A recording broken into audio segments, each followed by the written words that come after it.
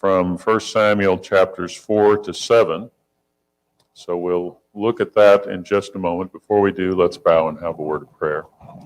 Father, we are grateful for this opportunity to be together, and it is a blessing, especially as we think of recent months in which we have not been able to do this to the same degree that we have in the past. And like so many things, we take our blessings for granted, and we are grateful for the opportunities that we do have. We ask you to be with those who are unable to be with us, and we pray your blessings upon them, especially those who are sick as they recover. We think particularly of Christy McCormick, and we ask your help on her behalf. We pray, Father, that you'll bless us in our study this hour and help us to understand your role in our lives in all that we do. In Jesus' name, amen. Well, let's start with our review, and I don't have this as one of our objectives, but I think it probably should be. So we want to just think about the books of 1 and 2 Samuel that divide really pretty easily, at least as far as the structure that we've got here. So what would you get for number one up there? The first 7 chapters of 1 Samuel center on what? Okay. Letter G. So Samuel, we've studied last week his birth, and his mother Hannah promises to devote him or dedicate him to God, which she does when he's born. And so he goes to Shiloh where the tabernacle is, and that's where we pick up today with events there. And we're really concentrating on him this first couple of lessons. Then chapters 8 to 12. Yeah. God calls Saul as king, letter C. And we'll look at that next time. Israel wants a king. They want to be like the other nations, and God allows them to do that. But very quickly, what happens? Yeah, oops, I gave you all those really quick. Okay, God rejects Saul as king, chapters 13 to 15. And those are some significant chapters. I think we think of chapter 15. God tells Saul through Samuel to go out and slay the Amalekites. He comes back, and he hasn't really done that. So that's one of those 3 chapters. And God tells Saul at the end of that chapter, you're not going to be king any longer as far as your household. So he continues his reign, but God has already chosen another, which leads into chapter 16 through the end of the chapter. What did you have for that one? Okay, yeah, so Samuel goes and anoints David, chapter 16, but the rest of the book of 1 Samuel is about Saul trying to get David. And David becomes a fugitive and tries to escape with his life, does so several times. Okay, we turn to 2 Samuel chapters 1 to 4. What would describe that section? All right, letter B, David reigns over Judah. So the southern portion of Israel, David reigns for, I think it's 7 years, before he does what? Chapters 5 to 10. Begins to reign over all of Israel. And then chapters 11 to 20 mark, last one there, letter H, David's sins, their consequences. So having started so well, David's reign doesn't end up, in one sense, nearly as good as it began because of his sin and because of things that happen in his household. Then chapters 21 to 24, the only one we've got left there is letter F. So that's an appendix which gives some of the events during his reign, gives a list of his mighty men that fought with him that are described throughout the narrative. So you've got a breakdown there of 1 and 2 Samuel, and again, I hope that's fairly easy to think of those divisions, and probably what's good is if you can even remember the numbers there. So maybe as we go through, we'll get that more in mind. So chapters 1 to 7, 8 to 12, 13 to 15, 16 to 31. And then the 2 Samuel kind of divides up almost by fives there, 1 to 4, 5 to 10, 11 to 20, and then the last 4 chapters, 21 to 24. Okay, we'll keep going over that. But that just, if you have that in mind, you can kind of find a section in those two books where you're looking for, say, David's in the wilderness, escaping Saul. Where would you look? What chapters? 1 Samuel 16 to 31, okay? If you're looking for Samuel serving as a judge, early chapters of 1 Samuel. Okay, so you can see how that works. And instead of just being kind of a block of two books with a lot of chapters, we've kind of got a fix on those. All right, let's look at our lesson today, which has to do with, to a large degree, the Philistines and their activity. They capture the ark in chapter 4. Then instead of blessing, they begin to suffer. And so what do they decide to do? We're going to give this thing back. We don't really want this after all. It doesn't have the preferred effect. And so at the end of that, Israel receives it back, and Samuel is judging over Israel, and we'll notice some things that take place at that point. So let's start out by looking at this capture of the ark. Now, we studied last time the household of Eli, his sons Hophni and Phinehas, and we saw as we went through chapters 1 to 3, you're almost kind of contrasting Samuel's start as a priest and Eli's household. And what's the contrast between the two?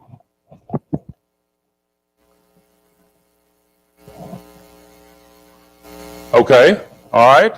So on the part of Eli and his sons, they're supposed to be the priests, they're supposed to be in charge, and they're taking extra and they're immoral in their activity. They don't seem very dedicated to doing anything that they're supposed to do. They're kind of going through the motions and taking advantage of the office that they hold, whereas Samuel is serving from a very young age. What indicates that in those chapters? Can you think of a couple of things that we looked at last time that indicates Samuel's dedication to his role? Pardon me? Yeah, God speaks to him in chapter 3, and we're told that there's not much of God communicating with the people in those days. So that seems to be significant. And Samuel carries through, even as a young man, young boy, he goes and tells Eli what God said. And it wasn't very nice, was it? That his sons are going to die on the same day. And that his reign is coming to an end, reign as a priest. Anything else about those two periods, that contrast between the two? What's the picture you get of the young boy Samuel when he gets to the tabernacle there at Shiloh? He kind of just biding his time, or? Yeah, he seems to be ministering, active. Remember, we compared that description of his development as a young man to that of Jesus over in Luke chapter 2, verse 52. So you get really a contrast between these two, and it follows over here into chapter 4. In fact, the very first verse of chapter 4 at the outset says, the word of Samuel came to all Israel. So that's almost the conclusion of that initial section. But then at verse 1 it says, now Israel went out to battle against the Philistines. So let's think about the Philistines. I thought I had a first bullet point there. And what we know of the Philistines, I'll refer to this in a moment on a slide, but this is not absolute by any means, but they seem to have possibly come from up there in the Aegean Sea, out of what we would call Greece today. And they migrated down to the island of Crete, which is also known in the Bible as Caphtor.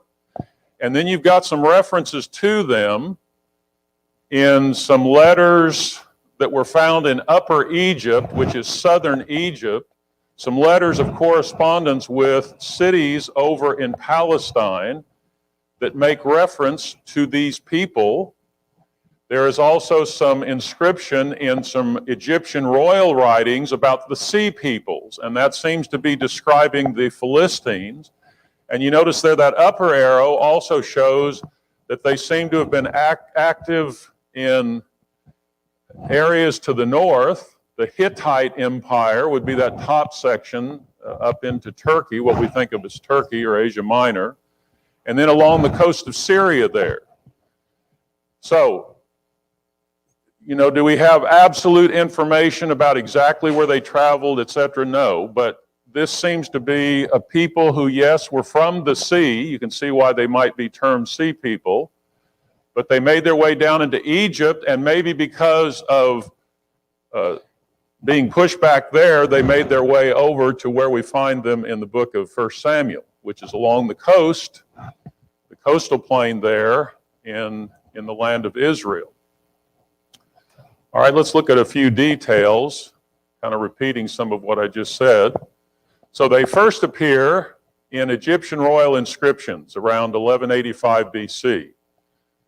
So if you think of the time of Israel entering into the land around 1445, a couple hundred years later then, the period of the judges, we're now closer to the time of the kings, Saul and David and Solomon.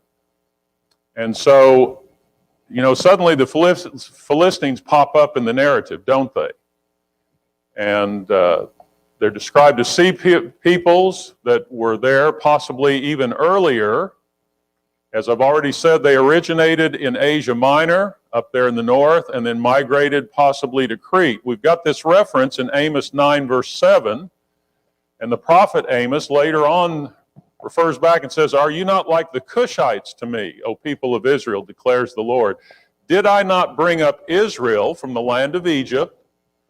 So I brought them up, and then notice he says, "and the Philistines from Caphtor, and the Syrians from Kir." So this reference, Philistines from Caphtor, is a biblical reference to maybe an origin for the Philistines.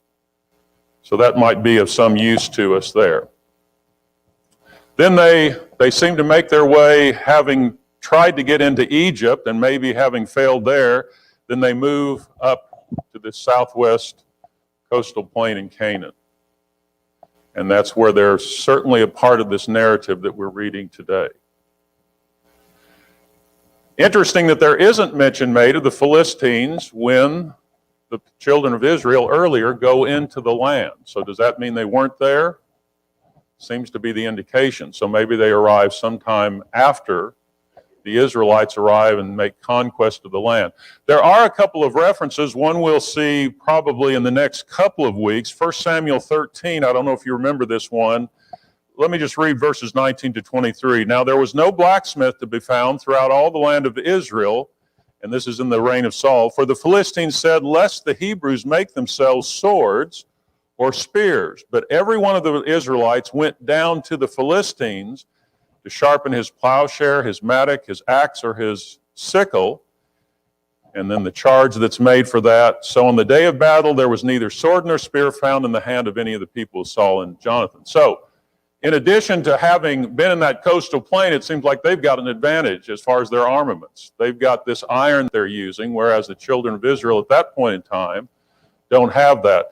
And then we've got one other reference that we'll notice today, chapter 4, verse 9. In just a moment here, when the Philistines are getting ready to go into battle, they say, verse 9, "Take courage and be men, O Philistines, lest you become slaves to the Hebrews, as they have been to you. Be men and fight." So maybe some indication that there's already been some dominance previous to what we're reading here today. All right, any comments that you wish to make about the Philistines here? Anything you want to add to that? Maybe gives us a little more information about them. All right, there's a defeat here. Who's going to be defeated? Who's going to be defeated? Yeah, the Israelites are going to be defeated. And so they go out to battle. Excuse me. The Philistines drew up, verse 2, in line against Israel. When the battle spread, Israel was defeated before the Philistines, till about 4,000 men. And how does Israel react to that? How does any army react to a battle they go out to fight? going to win and they lose. Yes? Okay. So they lose, they don't like that, and they seem to think that God's against them. All right? So what's their response to that? How are they going to take care of this? Yeah, we're going to take the ark, and we're going to take it into battle. Now, that sounds like, and I think it is to some extent, this idea that the ark's what? It's kind of like a good luck charm. Let's take the ark out into battle. Having said that, how has the ark previously been used? Can you think of an occasion where the ark really led the people into a battle of sorts? Yeah. How did they take Jericho? They marched around the city and they had the ark with them. How did they enter into the land? They crossed the Jordan and they followed the ark. How did they leave Mount Sinai? The ark was in the forefront and God's presence was manifested with that cloud and sort of marked the path, marked the way for them. Okay? So there's a sense in which, yes, it has served that purpose. Perhaps what's the difference between this occasion and those occasions? I can think of at least one thing that seems to be different. Yeah, God seemed to direct the other activity. He doesn't seem to direct it here. It's like Hophni and Phinehas says, yeah, we know how to win. Let's take the ark out there into battle. So they take that out there, and the Philistines' initial reaction is what? Yeah, they're afraid. Why would they be afraid? I mean, first of all, they're afraid because they hear what? They hear this big cry over in the camp of Israel. And why are the Israelites shouting? Why, here comes the ark. Wow, we've got the ark with us. And so the Philistines hear that, and they react with fear. And notice what they say down there about verse 7. They said, woe to us, for nothing like this has happened before. Woe to us. Who can deliver us from the power of these mighty gods? These are the gods who struck the Egyptians with every part of plague in the wilderness. That's interesting. What do they seem to know? They seem to know about events that were quite a ways in the past, that God had been with the Israelites when they left Egypt, and he had struck the Egyptians with plagues. And so here's this statement we read a moment ago. They say, take courage and be men, O Philistines, lest you become slaves to the Hebrews, as they have been to you. Be men and fight. So they go out and they fight. And notice, Israel doesn't win. They're defeated, aren't they? So what's their reaction to the defeat?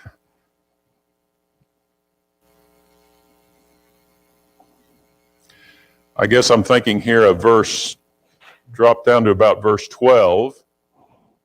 Who finds out about the battle?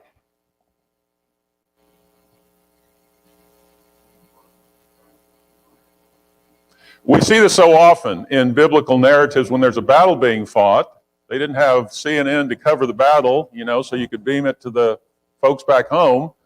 So the runner leaves the battle and he goes back to Shiloh, and I'll show you a map here in a moment.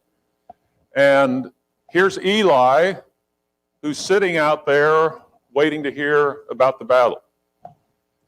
And so when the runner comes up and tells him what's happened, in fact, first of all, in verse 13, what is Eli's concern? I think to his credit.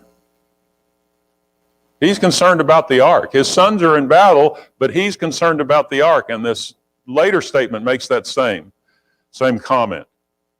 So he asks, what's the uproar? And it says his eyes were not very good. He couldn't see. He's 98 years old. And so the man says, I am he who has come from the battle. I fled from the battle today. How did it go? He says, Israel's fled before the Philistines. There's been a great defeat among the people. Your two sons also, Hophni and Phinehas, are dead. Okay? Remember the prophecy? They're going to die on the same day. So they have died in battle. And he says the ark of God has been captured. Look at verse 18. As soon as he mentioned the ark of God, Eli fell over backward from his seat by the side of the gate, and his neck was broken, and he died. For the man was old and heavy. He had judged Israel 40 years. So all at once, what's come to an end? Eli and his household. They're no longer a priest serving in that role. They've all died. But that's not the end of the story, is it? What happens after that that is significant from God's standpoint?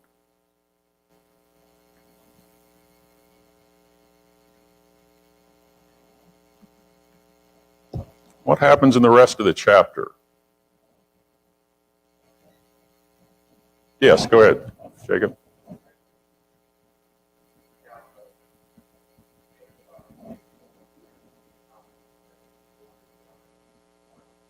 Okay, very good. So Phinehas's wife is with child, and she starts to have the child. She goes into labor, she delivers, and she gives a name to the child, Ichabod.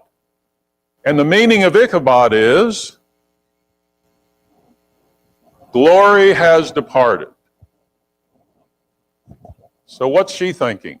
Apparently. I mean, we're told what she says. I don't know we're told what she's thinking, but it seems to be what? Yeah, okay. So God's glory has departed. Let me ask you, did his glory depart? You agree with her?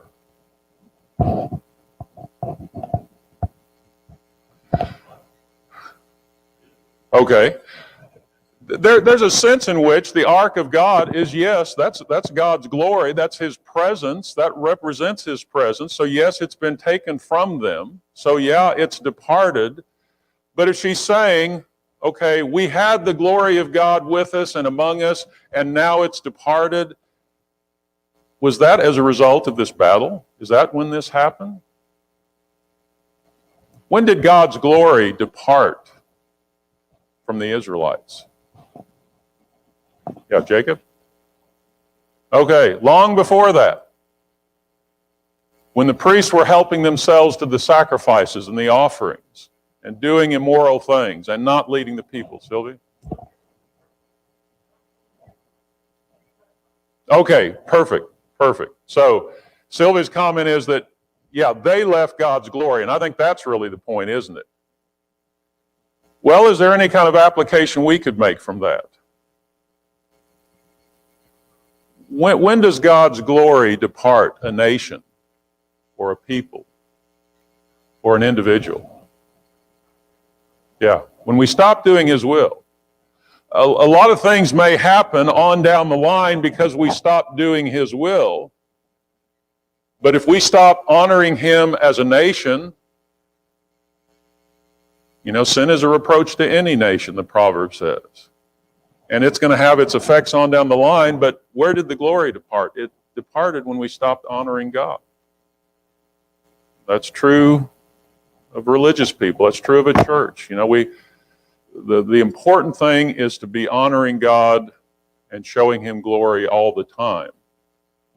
And then that ensures the relationship that we desire to have with him.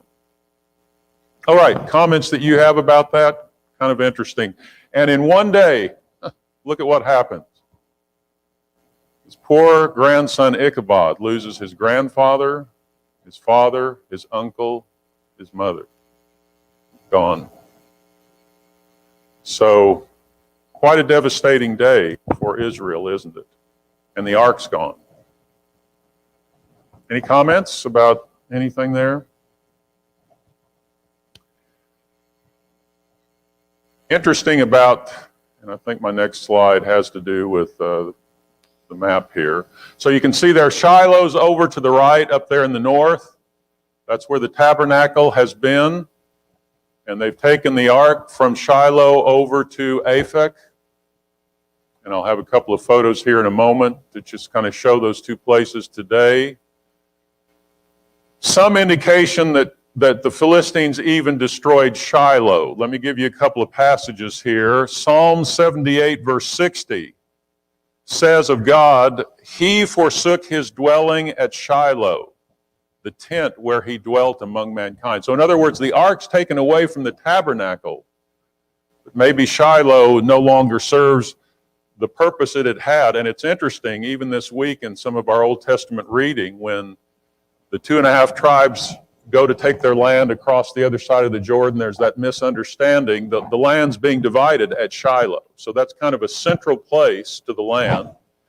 But as I say, maybe an indication of its destruction. Jeremiah 7, 12 to 14. Jeremiah the prophet says this hundreds of years later, "Go now to my place that was in Shiloh, where I made my name dwell at first, and see what I did to it because of the evil of my people Israel.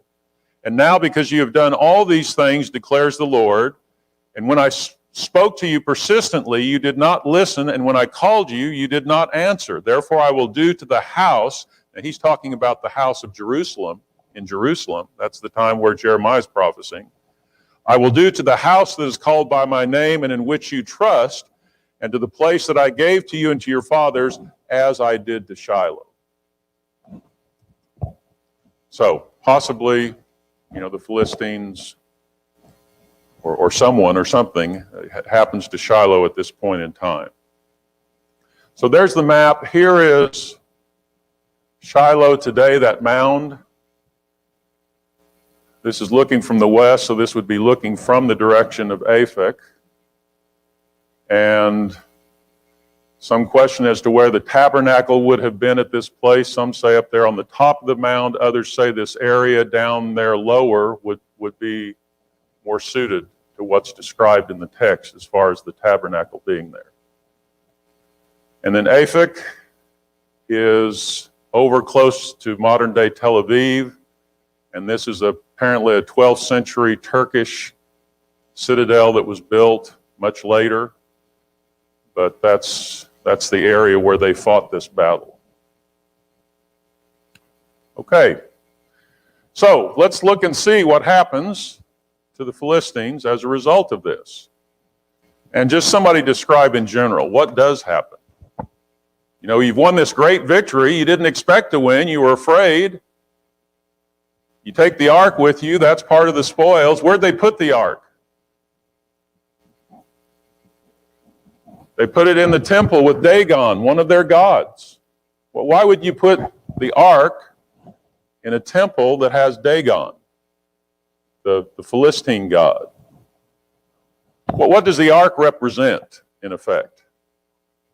Yeah, it represents the Israelite God. They didn't have an image, but they had this ark with the cherubim. So you put that in there, and that sort of shows that you've conquered their deity. Their deity is subservient to your deity. Except, what happens when they put it in the temple there? Okay, so yeah, worse for the wear. It's taken to Ashdod and it falls on its face, and they set it back up. What's kind of ironic about that? Yeah, it's just like the psalmist says. Okay, he's got feet, he's got arms, but he's not able to do anything for himself. So they set it back up only to have it fall down again. This time, the arms, the legs removed, and go ahead, what are you going to say? Yeah, okay, the head, all right. So yeah, all you got left is this, the rest of the image there. Okay, and let me just quickly, thinking about the Philistines and their gods, when Israel went into Canaan, they were going in because the people there were evil, and they were also already worshiping images and false gods. And when you start looking at all the different gods that the people might have been worshiping, we just mentioned Dagon. Who's another image that comes to mind that was very prevalent? Baal, okay. And you also hear, also cited is later, King Ahaziah sends some men to the Philistine god Beelzebub. So that's one of the gods apparently that was worshipped. The Ashtaroth are mentioned at the very end of 1 Samuel when Saul and his sons are put to death. And the city that's mentioned there, I think it's Bethshemesh. So Ashtaroth is mentioned. Baal and Ashtaroth seem to be consorts. Have you heard about the death of the British consort? It's the spouse of the royal personage. So you've got Baal and you've got Ashtaroth or Asherah. And, you know, all these kind of tend to blend together a little bit. You've got different groups adopting different gods, but these are some of the ones that were there. The Ashtaroth, the goddess of war and fertility. What was Baal's part? Do you remember? One of the things he would bring is what? That was so important in that land. He would bring rain, god of thunder. Okay? All right, so that's some understanding of the kinds of gods that they worship. But the end result of this is the people are afflicted. And later it describes mice and tumors.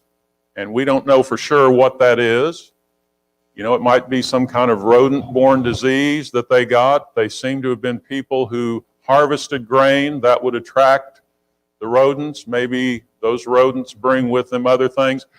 I mean, God is bringing this on them. It certainly seems to be the case. But how that came and what they were suffering, I'm not sure we've got an exact description. So, at any rate, they say, well, let's move this down to Gath, and they have similar problems, and so it's taken to another Philistine city, Ekron.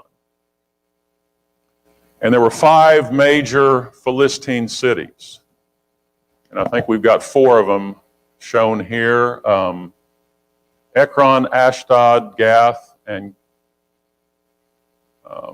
Gaza is not shown, and Ashkelon is not shown. So those 3 down there are the cities to which the ark is taken. And finally, what do they decide at Ekron? What do we need to do with this ark? Let's take it back. So they return the ark, and that process is described. They do it with a guilt offering. And they want to know how to be healed. Well, you know, God's hand has not turned away from us, so they send a guilt offering, apparently some images of the mice, images of the tumors. Again, I'm not sure we know much about that. But their hope is that maybe God will lighten his hand. Maybe if we send this back and we send it with an offering. So they put it on a cart, they take some cows that are new cows, and they say, well, if the cows head toward the Israelites, then that's an indication that God's going to accept that. And so that's exactly what happens. I don't know that they find out about why they suffered, but that they did suffer. Yeah, Rick?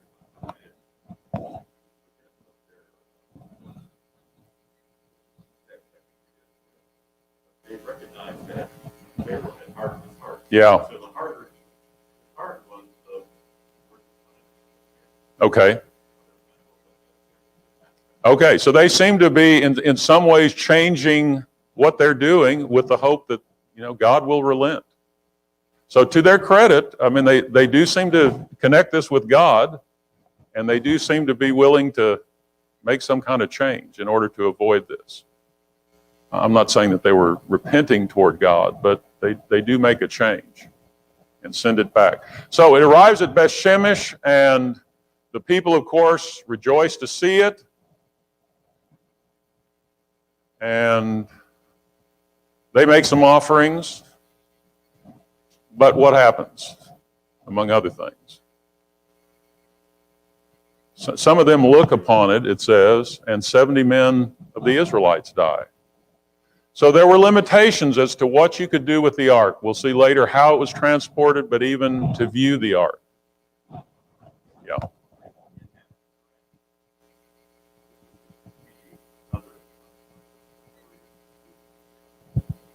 Okay.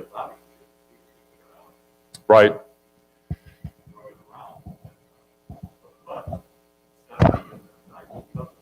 Right. Right.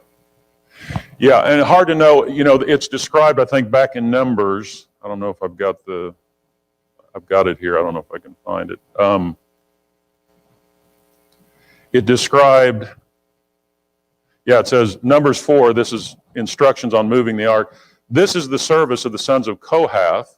When the camp is to set out, Aaron and his sons shall go in and take down the veil of the screen and cover the ark of the testimony.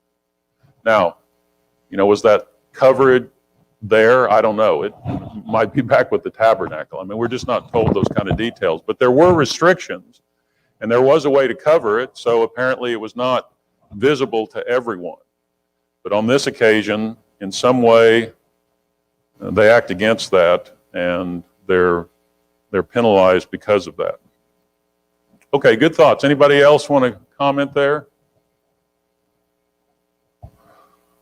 All right, so it gets sent there. They see it, they rejoice, make their offerings, but men are struck dead. And so they finally move it to Kiriath Jearim, and that's apparently where it stays until David moves it later. So from that point to that point. All right, let's look at our last section here. They receive the ark back, and we really learn more about Samuel ruling, or reigning, serving as judge. And he implores them in verse 3. In fact, they come to him and they seek his help. And he says, verse 3, if you are returning to the Lord with all your heart, then put away the foreign gods and the Ashtaroth from among you, and direct your heart to the Lord and serve him only. So in a sense, this is really the answer to that dilemma that happened earlier. We've lost the battle. How do you turn back to God? What's Samuel's teaching? Yeah, put away the idols, and you need to turn back to God with your heart. So again, I put in a little bit of an insert here about what he mentions. The Ashtoreth, the goddess of fertility, love, and war. The Baals were a part of that, so you can see that mixture with them. And of course, this was a violation of the Ten Commandments. So Samuel is calling them back to God, according to the covenant that he gave them. Serve only him, and he'll deliver you from the Philistines. And so what happens? Case in point. As they're meeting together and as Samuel begins to make this offering, what do the Philistines take that as an opportunity to do? Let's attack them. And so they're preparing for an attack, and what does God do? In the verses that follow. Yeah, he wins the battle for them. Yes, okay. So verse 10, verse 10. As Samuel was offering up the burnt offering, the Philistines drew near to attack Israel, but the Lord thundered with a mighty sound that day against the Philistines and threw them into confusion, and they were defeated before Israel. Now think back to Hannah's prayer last week, chapter 2 and verse 10. Here was the end of her prayer. The adversaries of the Lord shall be broken to pieces. Against them, he will thunder in heaven. Well, literally, that comes true on this occasion. And so they defeat them, and as they're pursuing them, this great verse in verse 12, Samuel took a stone, set it up between Mizpah and Shen, and called its name Ebenezer. And we sing the song about Ebenezer. In fact, we're going to sing that song today. So what's Ebenezer? I mean, how many stones are there that were memorials in the Old Testament? They didn't fashion them, but they took a stone and they put the stone there. Here's the stone of help. That's what an Ebenezer is. So what's Samuel saying by making that memorial?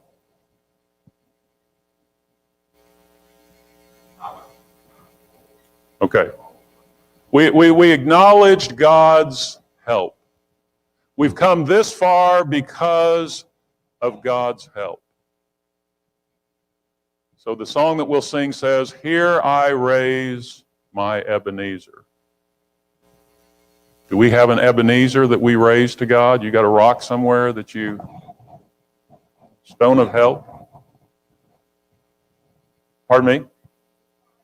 Okay, in our heart. Yeah, there should be one there. Exactly right, Shirley. So, do we need help? Sure we do. Yeah, Michael?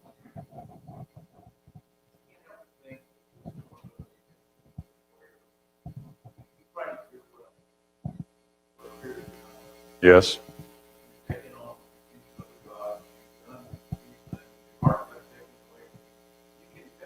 Your way does not work. This rock symbolizes that it's not your way. This rock Very good.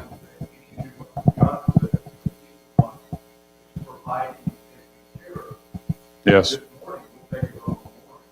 It tells us Okay. that in and of ourselves, we can't do it. Right. Very good. So it's just a rock, but it speaks volumes, doesn't it? It's not my way. I can't do it on my own. I need God's help. It's just a testimony. That's a good reminder every day we get up, isn't it? I need God's help today. Whether it's my physical life, whether it's my emotional life, spiritually, I need God's help. And God's willing to help me, isn't he? And he was certainly willing to help the Israelites. So great lessons here. Any other comments that you'd like to make here before we close? Just kind of tracking what happens there. And notice verses 15 to 17, which is where our narrative for today closes. You know, a continuation of this narrative about Samuel. Samuel judged Israel all the days of his life, and he went on a circuit year by year to Bethel, Gilgal, and Mizpah. And he judged Israel in all these places. Then he would return to Ramah, for his home was there, and there also he judged Israel, and he built there an altar to the Lord. Let's see. No, I thought I had a map. Well, I won't go back to it, but two of those places were shown on our map before, between Shiloh up there and down in Beth Shemesh. So the home of Samuel is right there in the middle, and he seems to be kind of a circuit judge. And we're not told all of what he did in terms of his judging, but it certainly would have to do with the law and the part of the law and the people's application. So Samuel continues in his role. And that's the lead in to chapter 8, where the people suddenly say, hey, we want a king. And it has to do partly with Samuel's children. Okay, thoughts? Got about 5 minutes here. Our thought question was, what about some spiritual principles from this narrative? We just had one there, thinking about a memorial and a realization that we've got to do things God's way. Just reminders that we need to do things God's way. Anything else that stands out in these chapters about the help we need? Yeah, or whatever.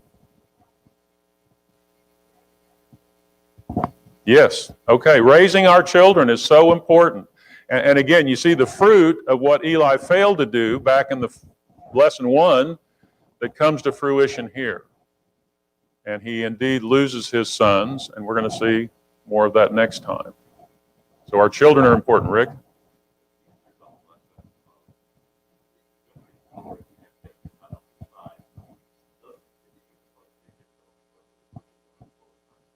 Okay.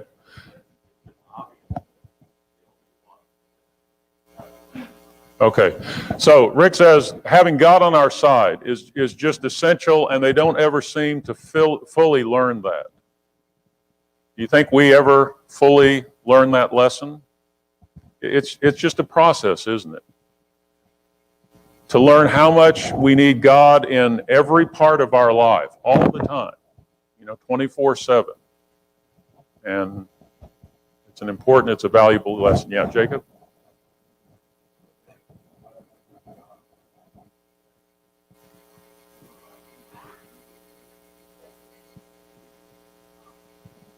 Okay.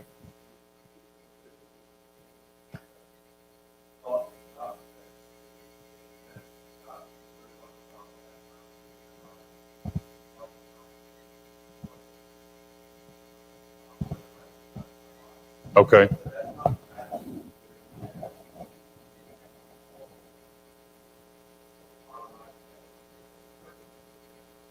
Okay.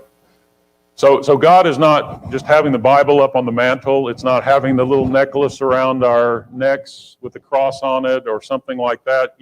That's not what makes the difference. It's the holiness. It's setting ourselves apart. It's setting our minds apart, as we've said, and working at that and developing that attitude. And it is a constant process in which we're involved. But it's just as true today as it was then. And how well illustrated it is here. Okay, good thoughts. A couple of objectives there. The efforts under Eli and Samuel we've talked about. Here are the 5 major cities of the Philistines. We've talked about 3 of these today. Ashdod, and then Ashkelon was not mentioned in this narrative. Ekron, Gaza, and Gath. So we'll come across those as we go through the accounts in the lives of all of these men. Okay, a couple of minutes extra, but I guess we'll close there. Thank you. And if you need lesson sheets, we've got complete sets at the back. Help yourself.